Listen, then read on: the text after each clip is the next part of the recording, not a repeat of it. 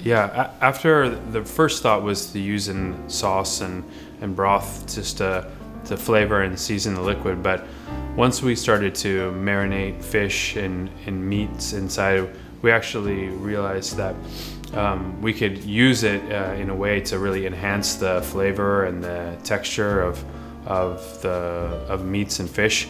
And then from that, we began experimentation process of trying in different things with vegetable preparations, in stocks, in soups, in sauces, but also in baked items and in dairy items. And so really now we're in more of an exploration of what we can really do with Liquid Shio Koji.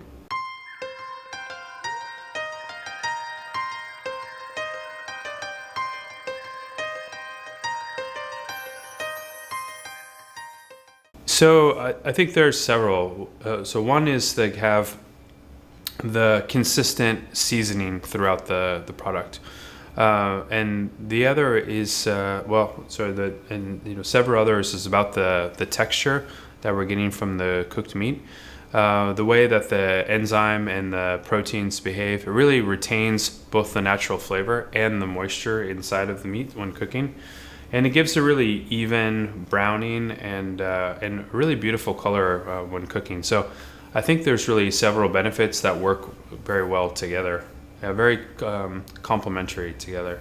So we do a variety of things. So we're doing just marinations of cold vegetables, so tomatoes or cucumbers, and just allowing them to marinate and pull in some of the salt and seasoning to enhance the natural flavor of the vegetables or to boost the umami flavors.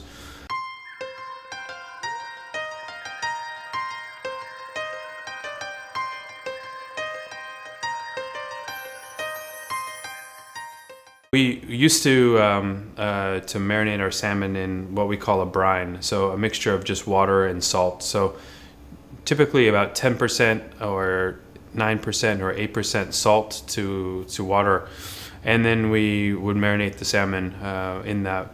And then the experiment was to try, let's replace the salted water with the Liquid Shio Koji before cooking, and specifically in hot smoking the salmon.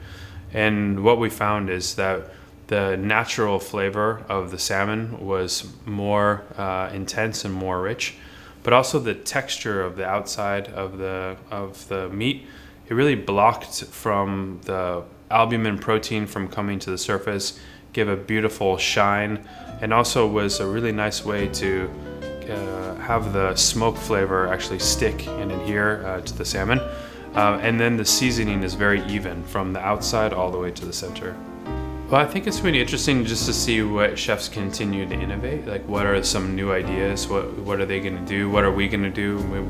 It's interesting to watch a new ingredient begin to kind of, come onto the scene.